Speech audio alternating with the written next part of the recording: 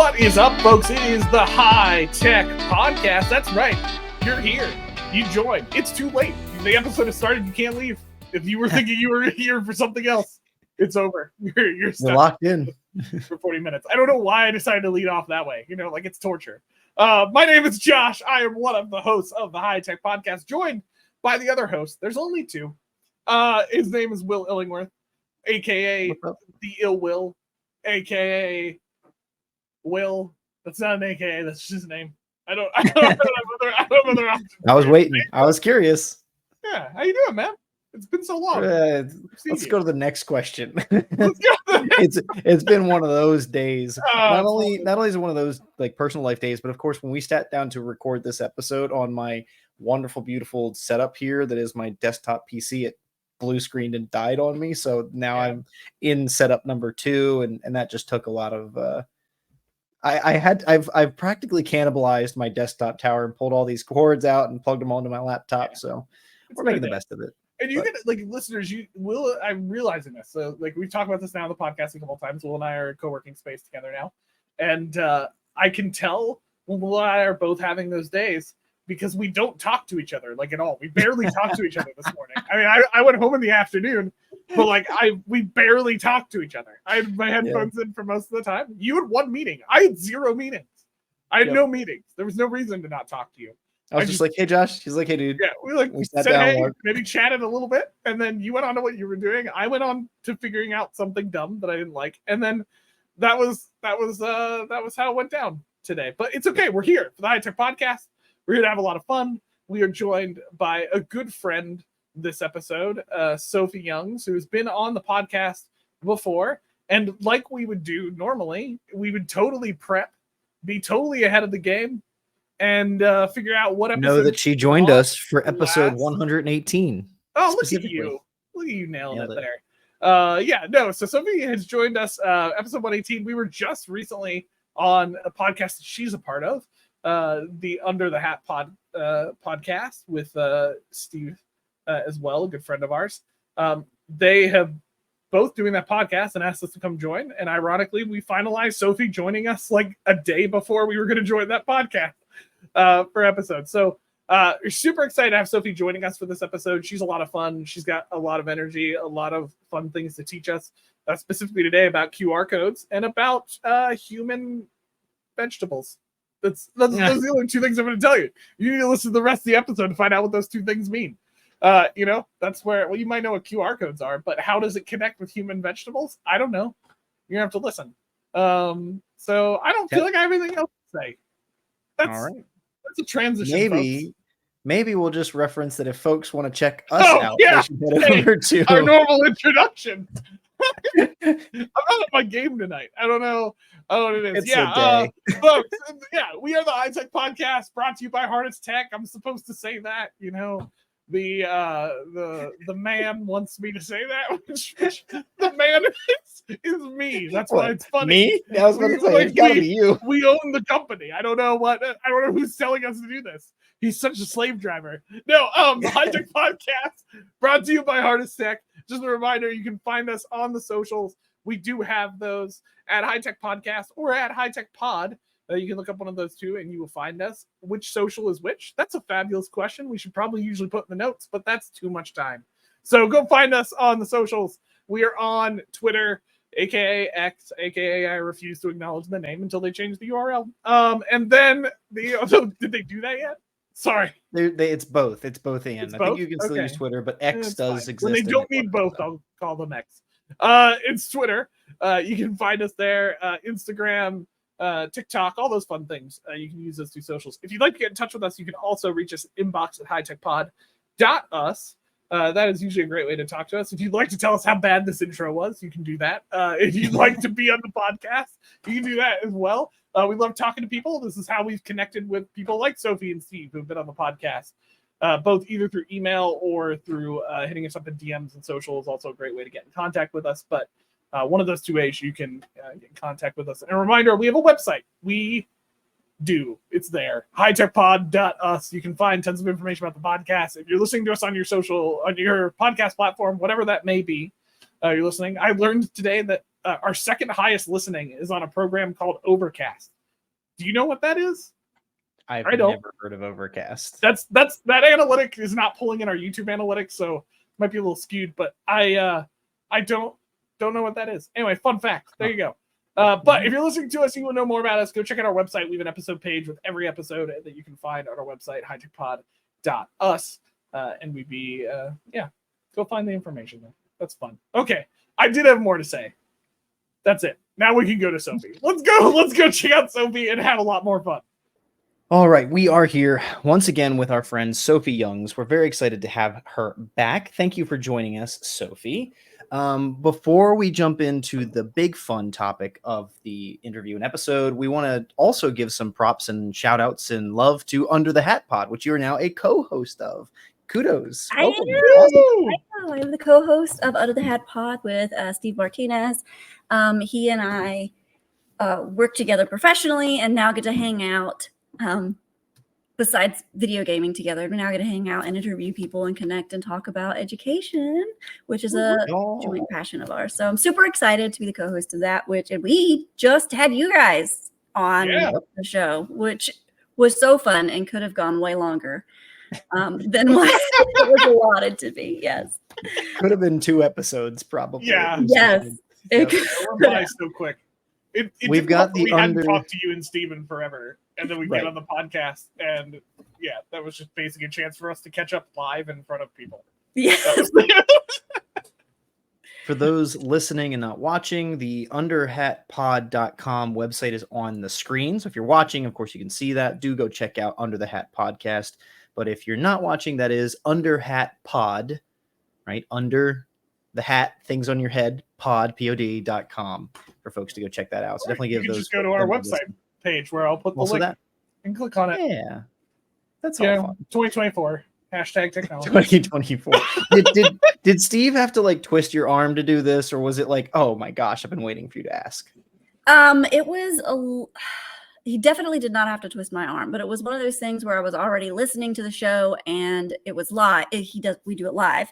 So I was always typing and I need to say this too. I need to say this too. And that he's putting my stuff up on there. And so it was definitely, I was kind of already co-hosting and asking questions, just behind the scenes via Twitter or X.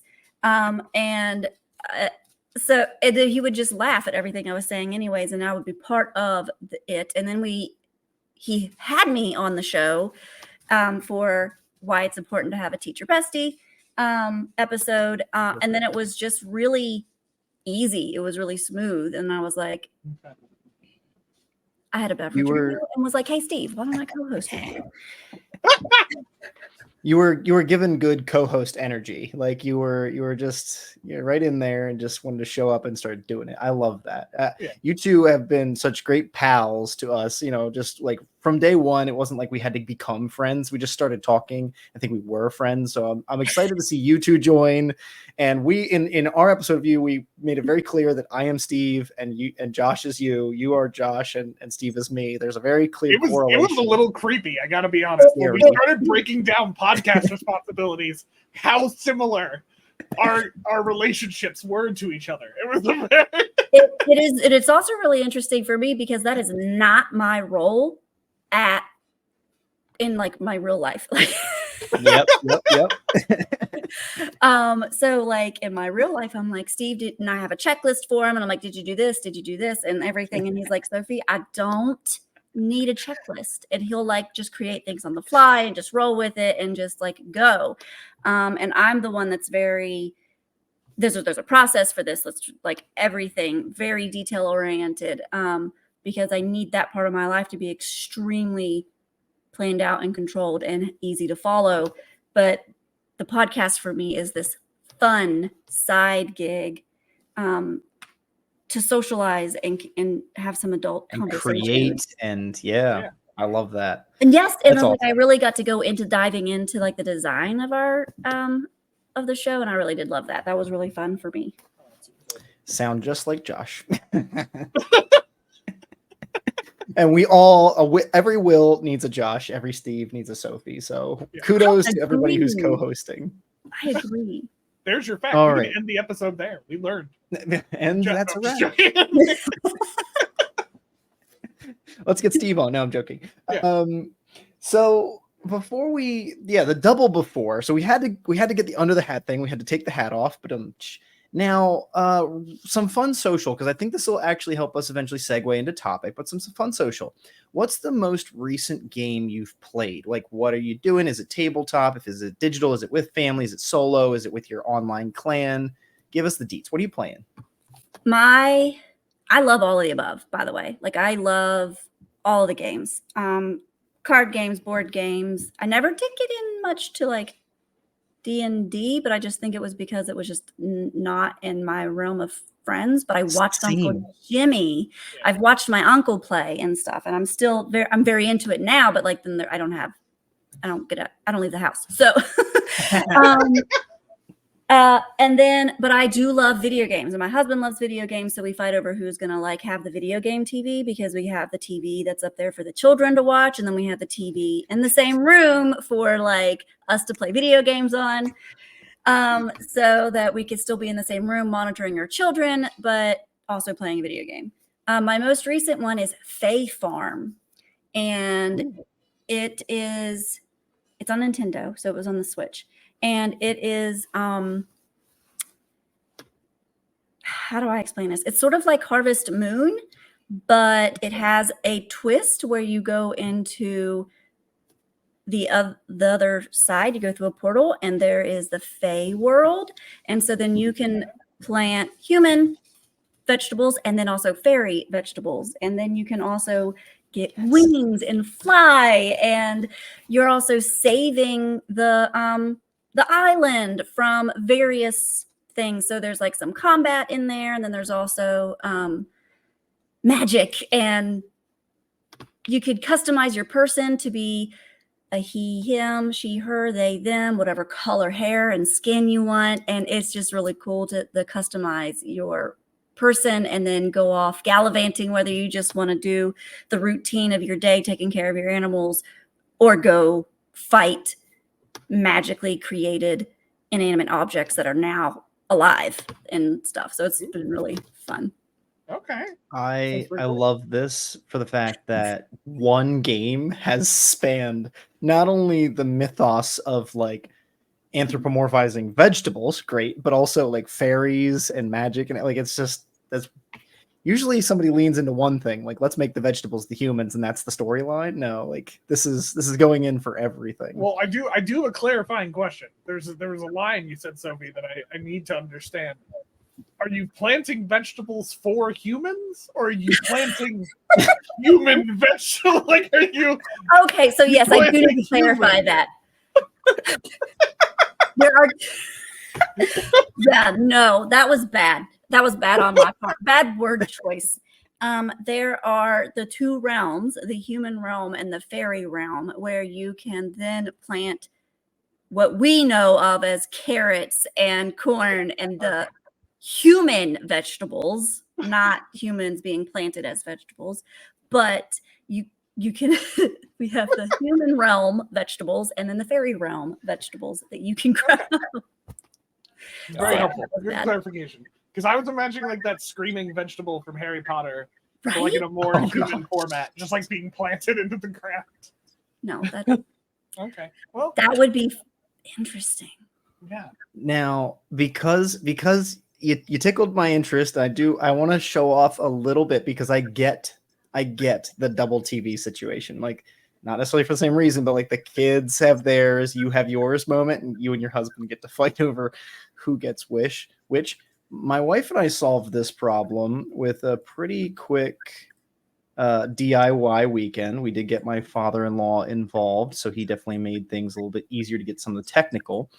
But let's see here. I think it's coming up. Perfect. Yes. So in our living room, instead of looking like, a PJ Wellahans or, Buffalo Wild Wings with 60,000 TVs, because my wife and I both play video games, we have a projector on the top wall and then the, whatever 40-inch on the bottom of the wall. So while we watch like a sports game, one can play, or while one's playing the Switch, the other can play the Steam Deck or something like that. Like we've got a pretty good setup. And the nice part about the projector is you don't have to see the two TVs all the time, like that, they can be in the way. So that's the way to do it. And also that's a quick show off for Steve Miletto that the Phillies are doing amazing and we love Brandon Marsh. Love you, Steve. So there's my quick distraction. So I'm doing this arm thing for a reason. I just thought it was a move, It's a look Sophie's decided to adopt for the podcast. Our gaming TV is like on this arm that extends, and so it can be put away and then pulled out depending on where you're sitting in the room while you're playing the video game. So a lot of people don't even notice the TV if they come into our house for the very first time. They don't notice that TV because it is almost flush up against the regular TV stand, and it's just put away, and no one notices it until we bust out the controllers, and we're like over there playing. And yes, we do that when we have company because we're weird. And I'm gonna DM you because I'm gonna want to see yours. Like now we just gotta compare. You don't have to have something on the spot here. Hold on, let me share. I have a TV in my living room. That's all I got. Well, I'm gonna be very helpful. That's perfect. Now we have these setups that are hiding, some of our tech away, so it's not in the foreground, but a not so subtle transition here is like part of this adventure that we want to invite you to conversate with us. I should not be talking about QR is also about hiding, adventures in the world around us, right? We think that QR and QR technology is so, while it's new, it's very useful still, right? It's like you can put them anywhere. I see everything from like mom and pops using it to, get you more information about the store to my city uses it for information to get to like city council meetings and stuff. But we could use these QRs for almost anything. You have a bit of a little title for us. So do you want to start painting the picture about what this QR adventure is going to look like? So I've always had sort of a knack for creating cross-curricular activities. Like you give me a standard and I'll be able to know what else you can do in other subject areas. And if I know more standards, and I usually can align the activities to align to the standard. So like everybody in the 7th grade course will be doing something that's all around this same sort of like focal situation. And that's sort of, I just went brainstorming with Jim and I one day and started going down a little rabbit hole of some things that I was doing and what I was thinking about. And it sort of helped me navigate to create the Lit Quest, a literature QR code journey.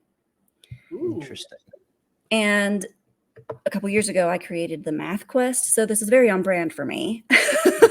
Yes. It makes total sense. So in broad terms, the Lit Quest is where you transform a simple walk into a captivating literary quest. I'm hoping to be able to show this activity to people so that we can guide students in crafting QR code activated multimedia experiences that blend literary analysis, historical research, and digital artistry, and empower learners to create engaging historical videos, insightful audio recordings, and visually stunning artwork that showcases their cross-curricular understanding. Wow. Perfect. That's the most statement that's ever been on the High Tech Podcast ever. Do I get a cookie? Yeah, you can get a cookie. Give me a second. Achievement activated. We should get achievements. We should make podcast achievements. Oh my gosh. I've never wanted something more. I do love that idea.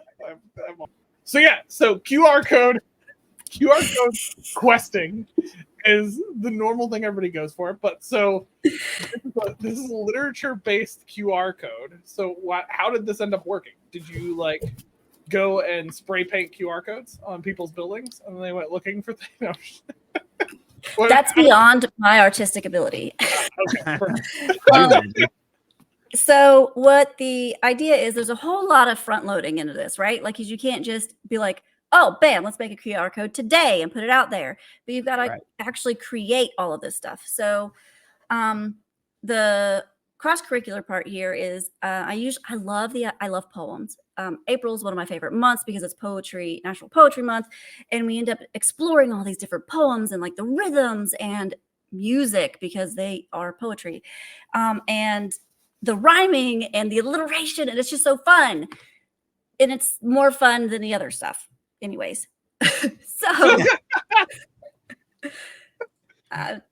My opinion, anyways, it's fun to get to play with words, and it's even more fun now with the use of all these AI tools to help you be more creative and to find the words that you're looking for that actually work with stuff. And it helps me, like, my alliteration is out the wazoo with this, because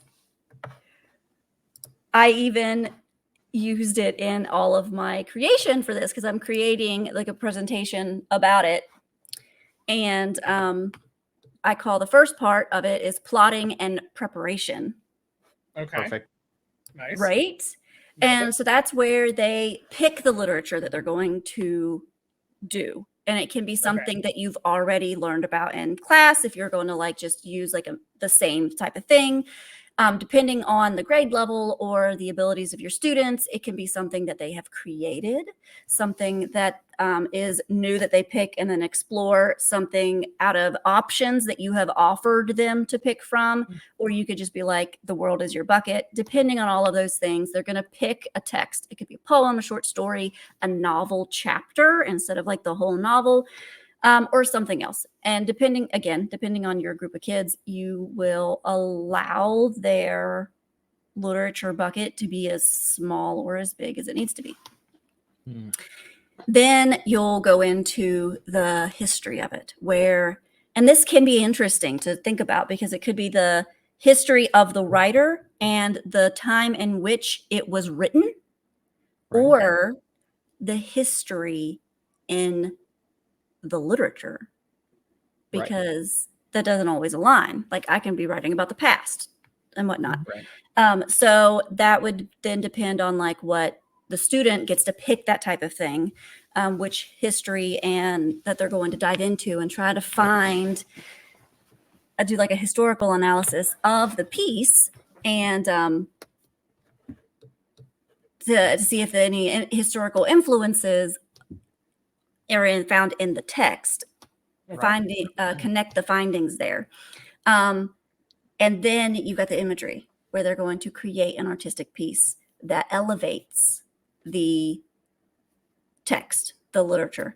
They'll render an original piece. And this is one where they can go nuts. So again, depending on the group of kids and the age level, it will go depending where you're going. So you can have a mosaic that is created digitally or with actual pieces of stuff. You can do sculptures, you could do paintings, you could do digital art with like inside of Figma or Canva or Adobe. Whatever you have available, it's really up to the student choice of how they're going to create this piece of art, whether it's 3D, 2D, digital, or physical. And if you do this in groups, then your students can sort of pick and choose their strengths to contribute to this piece. That's cool. The more tech part of it will dive into like the historical piece and the connecting their findings and the historical influences on the literature. It will be showcased as video. So then they have to write a script and storyboard it and showcase it and like teach what they learned based on the research that they found. So that'll be video. And then they have to have some sort of recitation of their text. So someone's going to put on a performance with an audio recording. The further we get along in this, the better Quest works. Like, so we're doing the information gathering. They have to use QR, they have to use devices, they have to go, they have to find, they have to do, but then they are doing something with what they find. So then they're reading, writing, creating, doing more. Like it's not just like, and it's part of what was so interesting about this, why I picked this and want to get on this with you, Sophie, is because when we talk about a lot of traditional lesson plans, they're linear from introducing the information to recall to getting them to synthesize something about the information they were supposed to recall, right? There's this pretty simple gap from here's new information, do something with it. And it's very linear, and typically in lesson plans, like not every teacher, not every time, right? But you're talking about an entire school year with K-12 folks. You're talking maybe about a semester with higher ed folks. It's a lot of time, a lot of lesson plans. It's okay if some of them are a little less involved. This one, though, is a quest. We are sending them to do a series of practices, and it's not necessarily about, it's sounding like it's not necessarily about like getting the 100% on knowledge recall. It's the fact that they're going to go through an experience and do and try on the topic, on the literature, on Shakespeare or on Chaucer or on somebody less a younger, Dr. Seuss, right? Like whoever. Oh, I was going to go older. I was like Poe. Edgar Allan Poe is immediately who I go to. I like just inadvertently how Will rated those things. He like laid those out that he was like somebody lesser, like Dr. Seuss. I was trying to make the connection in my brain, but we've already learned today in this episode that is not there. The difference of like Chaucer, Shakespeare. Let's talk middle, upper middle to high school, but like younger students, you could still do this with Dr. Seuss. Like you don't need to be doing Shakespearean English to make this a fun quest, any age level. And that's a connection I want to make too for our broader audience. Like this is absolutely an excellent academic opportunity, but I could see, so in the corporate world right now, there's a big effort with return to office or the hybrid work experience, right? And everybody is trying to make the remote or the office experience better. I could see these being like QR adventures for happy hour on Friday. Like this would be a great way for folks to unwind from the corporate week and, maybe enjoy a beverage or two while going about the office to find these QR codes everywhere and learning maybe about, and while reading I'm in. Frankly, I'm going to the office for this activity. Yeah. But you're just making that more broad connection. Like this is designed to be experiential, to be fun, to be engaging. And it's not just that linear traditional learning experience. I hope I haven't derailed it too much, but I really love that. I wanted to call it out as we're getting into the nitty gritty. Well, and I like that you did bring it out though, because it's not just an experience for the students creating it, but it's an experience for the people that will the audience after the fact, right? Because during this entire time that they're creating this, they're picking their literature, or it's something that they're creating their literature, they're doing their research, they're creating their videos, their audio, their art pieces, and then figuring out how they're going to showcase their art in, for example, a Cami doc, because it has a QR code that you can access it.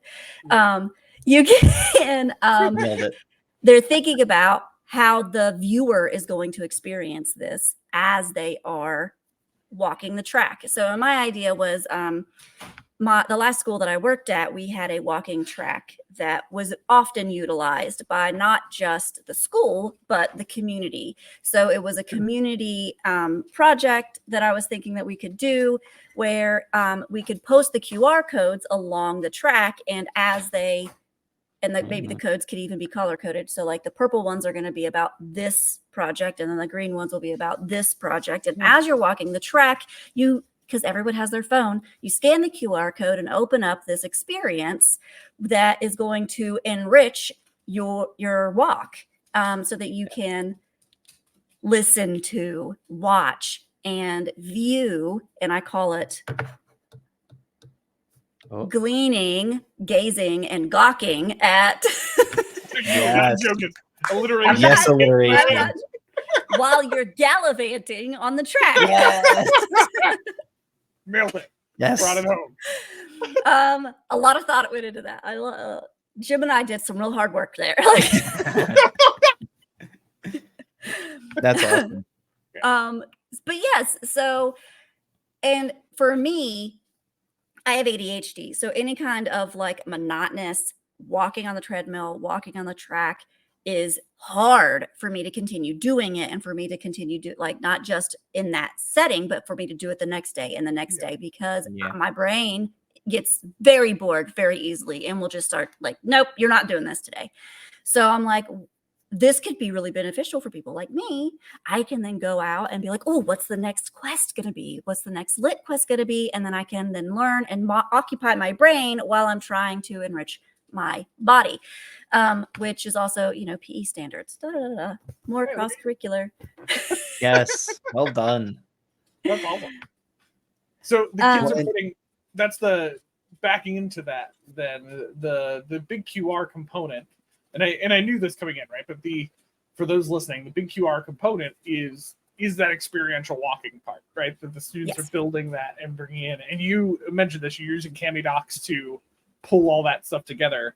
At a technical level, what did some of that look like? How did the order, like, did students have full just organize it however you want in the Canva docs? Like, how did that look? The pulling it together. Well, again, that depends on the group of kids that you have and their ability, because some kids are going to want to put it in their own template, however they want to do it, and have that ability to see the big picture to break it down. And then some aren't. So it can be broken down into each piece is its own page.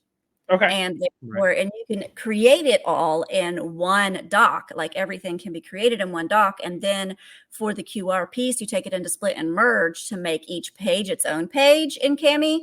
And then you have different QR codes for each page to go along the story in the path. So if they make like 10 or 15 pages, there's 10 or 15 QRs. That's what we print out, put on the purple or green or blue papers, spread them all out. Yep. That's how we're making this gallery experience from Cami, or if other people come up with other tools, great, but we're going to stay in the Cami lane because it and it does work. So that's perfect.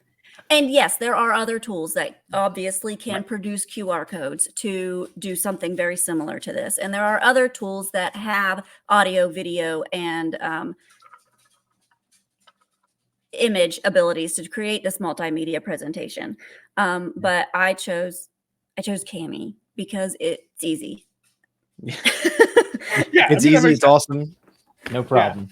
Yeah. There's a combo of tools you can use to do that type of stuff, but having the QR system in Cami already, having the page organization that Cami has, like that makes total sense. I mean, we joke about it because I think it's funny because it's like, for Sophie, you being with Cami, it's always like, obviously Cami is a big part of it, but there's a reason for it. Like, I've said this multiple times, and I'll always say it to our listeners, like, I think people like you and Steve, like, yes, you work for Cami or part of Cami, but that happened because you loved Cami so much. It's a different component.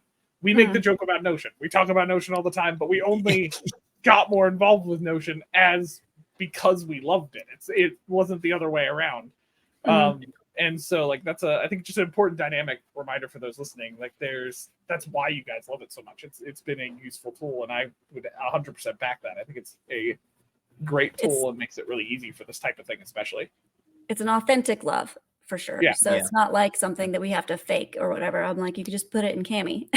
And we even joke, we even joke at Cami. Someone will be like, how do you do this? And you're like, did you know there's a tool for that? Like, Cami can do that. Just use Cami. Just use Cami. Just put it in Cami. And we do even joke, like, within our like internal meetings, we'll use Docs and Notion and other things, but they're like, you could use Cami for that. But yeah, it's making their sometimes whole ecosystem. Yeah, sometimes you just want a tool that does this and only this and is really good at doing this. Like right now, Cami doesn't have a video editing tool.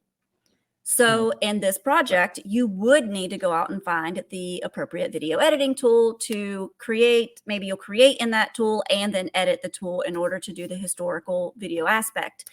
But once it's created, you can import it into Cami and put it right there on the page. So while some of the things that you do create won't necessarily be inside Cami, but the easy way is easy to just sort of open it up into Cami and share it, because it does have that built-in QR code. And so Can I share my screen? Thank you, Sophie, for telling us how to use our program.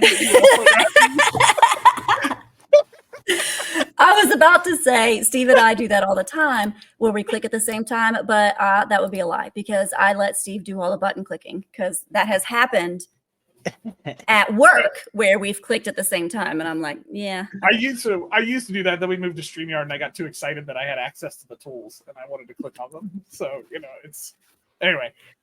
Cami, here we go. The tools are really cool. All right. So the that lit is quest. Beautiful. Holy smokes. So I didn't do all of this by myself. I did use a template in Canva, and I do like Canva because of the creation aspect. Cami is not a creation tool. Cami is a use what you have better tool. So what I would do is that I create in Canva and then I open it up into Cami to present and do things with. So I didn't design all of this, but I did pick the colors. Isn't it gorgeous? The fantasy thing, and it goes along with my video game. Yeah, I love it. This is the theme to this episode just fits so perfectly. For those listening over audio, it is definitely, like, if I had to imagine a Fey world, it would be what Sophie is showing us right now in Canva. Oh, and it's beautiful. I just love it. Anyways, so we got the lit quest here, and it has the 3 points, and then the plotting and preparation, and then a recite, research, and render, and presentation. And then you have your glimpse of the lit. So click lit here. And then you glean from the recitations. You gaze at your historical findings. Right. And then you gawk at the art that they've made. Okay. And so this is all landscape, but if you're going to be using it on your phone, and which is great when you're going to do a presentation in front of people with like a projector and all that jazz. Yeah. But when you're on a phone, most people don't navigate their phone in landscape. So there's going to be another version that is profile. So then your students can then use the same template here to showcase, and other people can gaze and gawk at their work as well. Yeah. While they're gallivanting. Folks with actual creativity make activities, I just get so jealous. I'm like, I could have written that outline. I love the glean, gaze, go out. Like, there's things like that I would never have made something look this pretty. This is, I know Canva helped, but I know, Sophie, you had the eye for the images, the colors. This would look great. This would actually, when you think about kind of the purpose you've suggested here, that these students are building an authentic learning experience that would then become a part of what gets shown to our community, right? Like, as a community member, I might be interested in that. It looks good. There's a part of me, there's another question that's coming up on like kind of the longevity or the life cycle of this activity if we're talking a school, but like there's a part of me that would get out there to that track to go through the blue, green, blue, orange, red, whatever cycle. Like, if there's a bunch of different galleries, I would be like, I want to see all of these because it's that good looking, that engaging. And then it's, that's part of, I think, the motivator for the students to do good quality content. They know that people are going to be looking at it. They're going to want to bring their parents out to the track to show it to them, or their grandparents or friends, things like that. So it's a really cool, I think, activity. And I love that you've put, even for this brainchild, you've put this much effort into it to make sure that it looks like something we want to do. We would want to engage with this. Yay! I'm glad you say that, because those are the new Level Up with Sophie brand colors. Boom! Level Up with Sophie. And that's amazing. Do you have a website? I know I see at Level Up Sophie's your handle. I think that's like your Twitter or X. That is, yes, it is. It's a dream to have my own business that is Level Up with Sophie, to be like a consulting presenter, educator person. It's a dream. And I put the foundations in place before I came to Cami, and then everything just went on hold when now I'm at Cami. But yes, so to come up with these ideas, to share these ideas, to go out into the schools and do them with the kids, to do cross-curricular and innovative thinking that teachers don't have the time always to think about. AI is helping out a lot with that.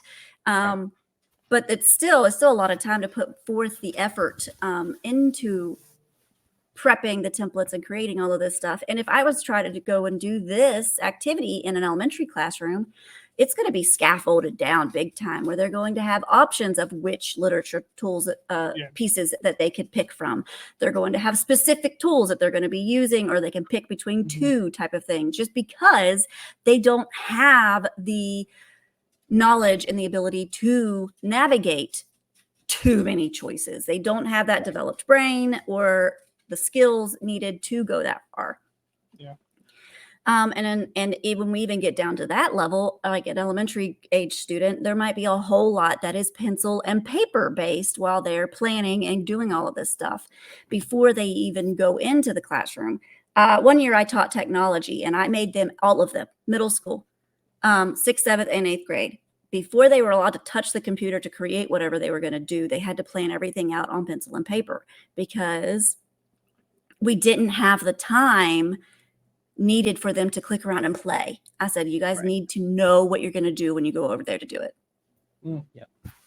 And there's some positives to that. Like we'll have to hold to this idea, Will, for when we do whatever the writing before tech episode that's coming on the High Tech podcast. There's a large board of ideas right now. One of them is writing, and the other is aliens, apparently. But anyway, we'll wait to see that come on the High Tech. I want it. But I was thinking about this recently. There is some advantage to the writing, especially for the pen and paper when it comes to the creativity side, because I've noticed this even in Canva. While the power of Canva is that they give you a lot of options, sometimes students or learners will get really locked into what Canva has in their templates. And if you get them to creatively ideate in a space that doesn't give them a lot of options, there's some students who will come up with ideas they wouldn't have come up with if they had those options ahead of time. And it's a fine line, because some students can end up being way more creative because they got options and they weren't sure what to do to start off. But some kind of like combo of that, I think, is a powerful tool for getting students to think outside the box a little bit, or the screen, if you will. That's a great episode title. Sorry, we joked we were going to start saying this. It's not this episode, but it'll be a different episode title.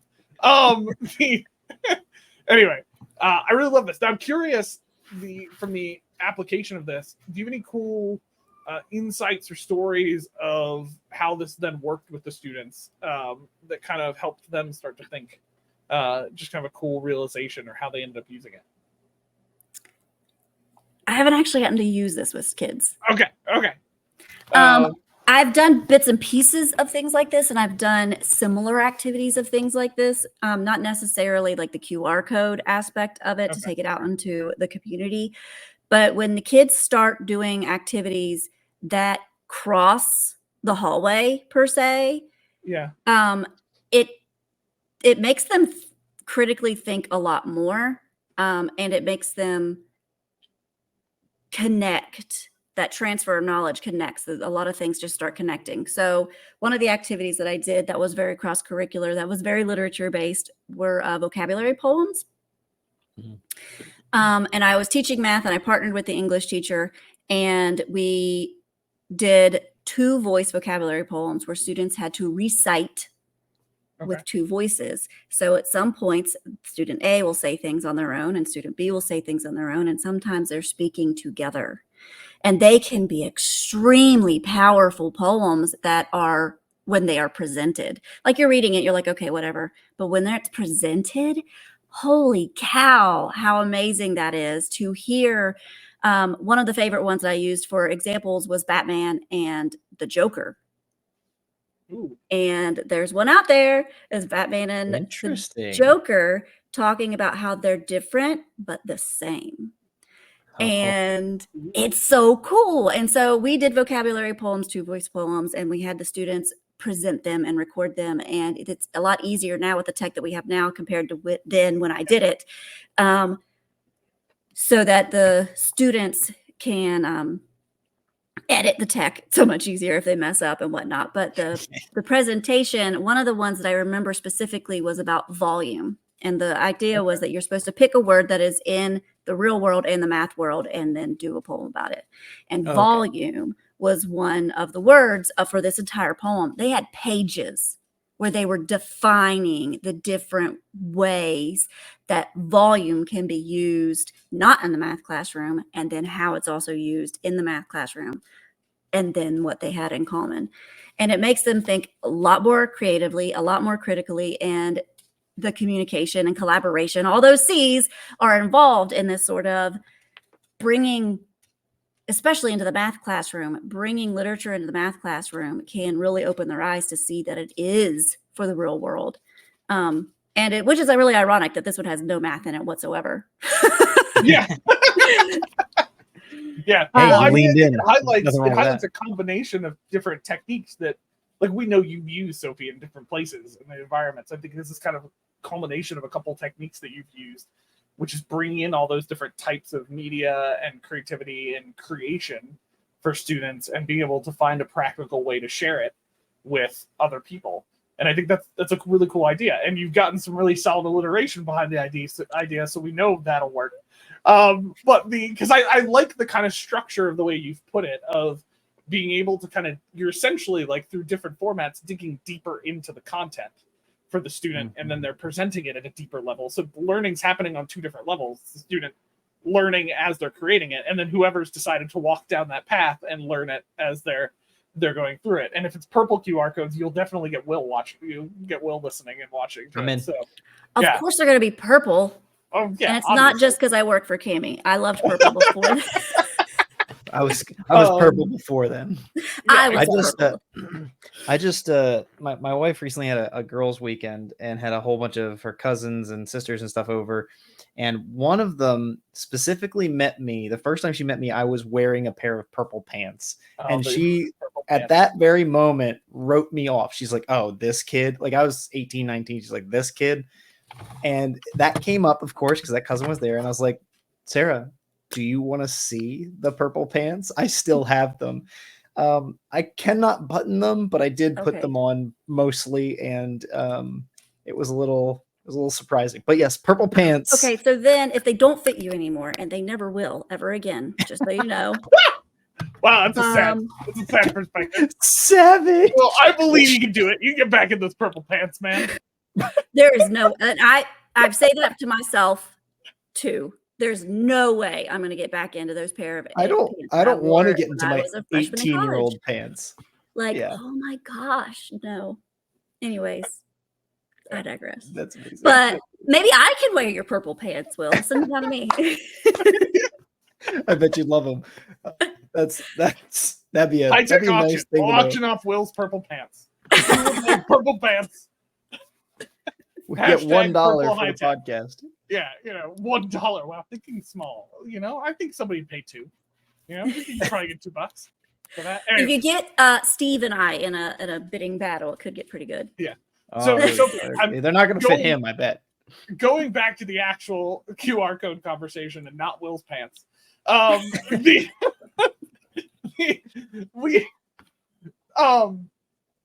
if somebody listening wants to try this and because it looks like you've created some templates and stuff, is there a way for anybody to get access to what you've worked through, or even just get in touch with you to talk about what you've created? Get in touch with me on social, and I can sort of I can give you everything that I've done. So my handles on Instagram, Twitter, LinkedIn, they're all Level Up Sophie. So you should be able to find me anywhere there. I'm not ready to mass share this particular template, but I could definitely help guide, suggest all of that stuff. So Level Up Sophie is me. And there's also EduGuardians for that. So if you want to try and go into doing this in any other subject area, while I'm a former math and science teacher and technology teacher, I'm creating ideas based in literature and history. It's all because of the coaching aspect of my life when I was a coach, and I was in all of these different classrooms and seeing how everything connected. And that ability, that experience that I had has allowed me to build this ability to really see how these cross-curricular activities can really blend together. And if you pick the right literature, you could include science and math in this activity as well. Add another piece in there. I'll have to think of another G word for you. I do love alliteration. So if you come up with that, you can tweet us later and let us know, kind of thing. I'm making sure as Sophie's putting all this out there. So EduGuardians, it's kind of a hashtag social movement, but it now has a website. I'm finding eduguardian5.com. You can get in touch with those folks. Practically the Avengers of EdTech. That's my assessment.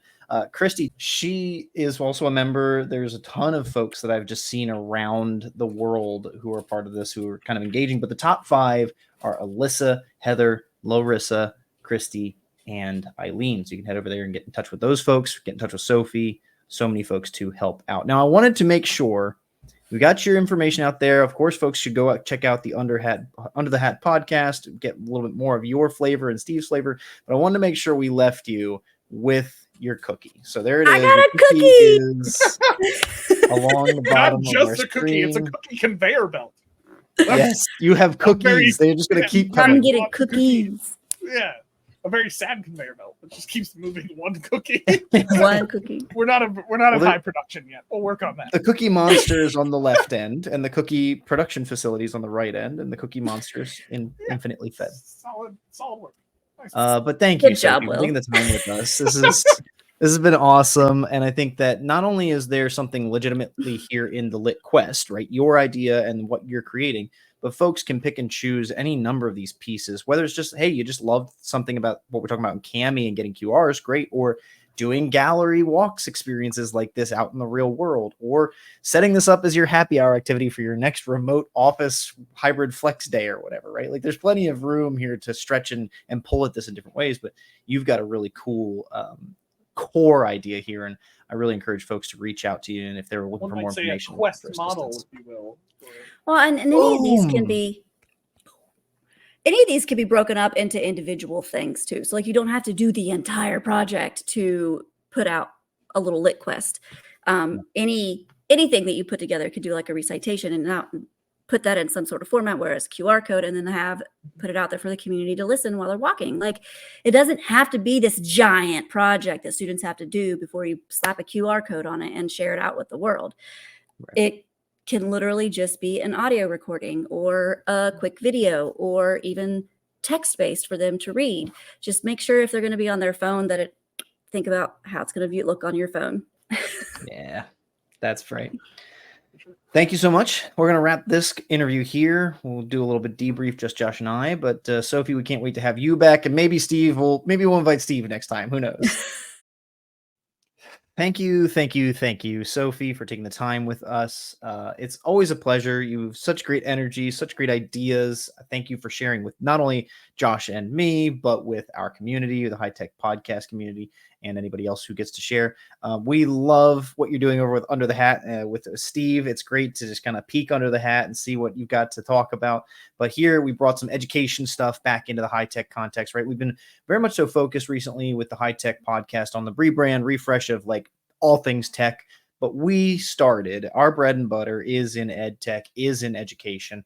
And this episode was definitely a really big spot to come back to that. Now, you heard us at times try to expand that idea, and I think that's true. It's not just a lip service, right?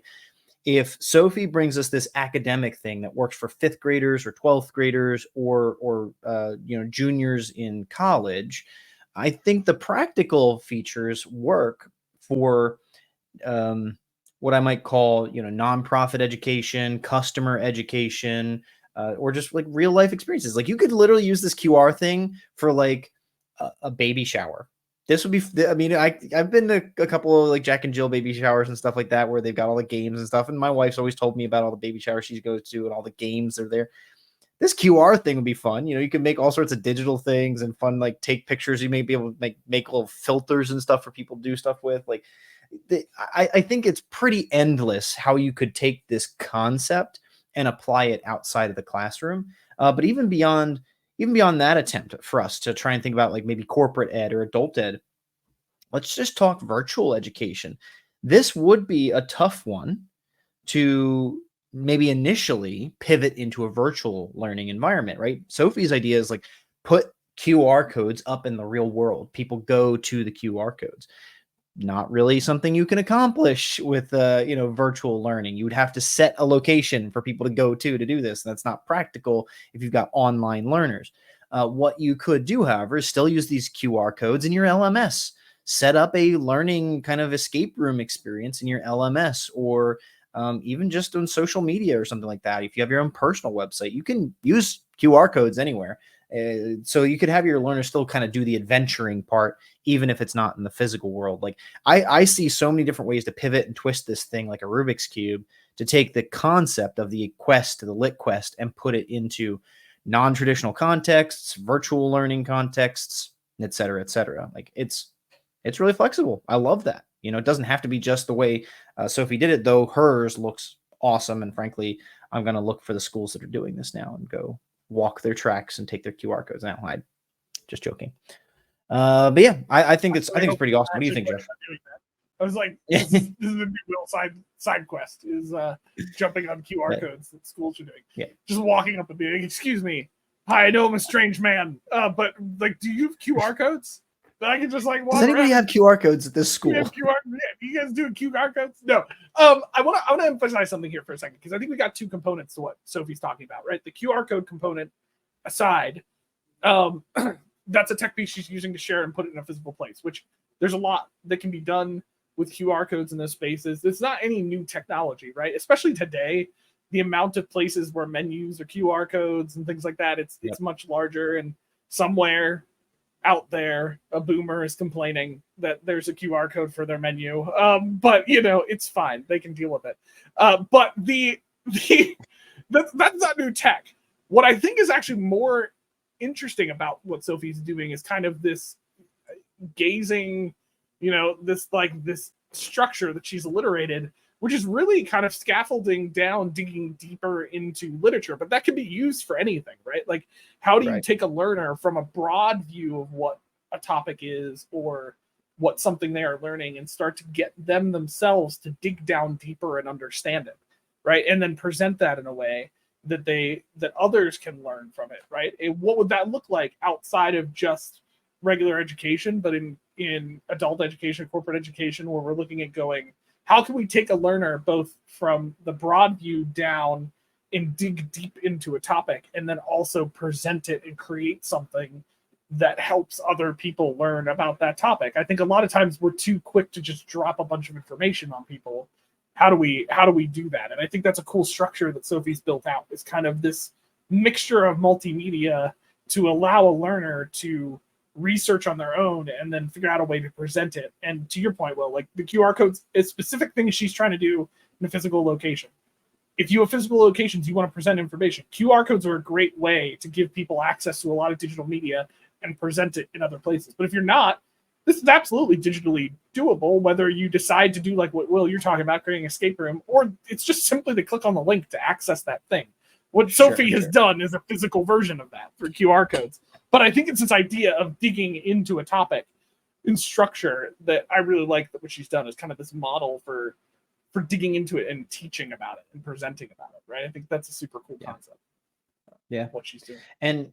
And where the QRs come in play in the real world is like more and more devices are becoming a distraction in classes. And I've seen more articles this school year that's starting right now in 2024 about kids coming back to school and devices being banned, or much more stringent controls. They have to put them into bags, like lockup bags and stuff. Like it's a hot topic right now. I hope that we get to a place of like moderation and compromise, because I don't think banning is the right thing, but I don't think that they should be the focus in the classroom. I think that they are super distracting. Absolutely. But the opportunity here with something like QRs to always use devices for a positive effect, right? Yeah. And a quick story that kind of came to my mind while Sophie was even thinking of one of her stories on like a successful similar activities.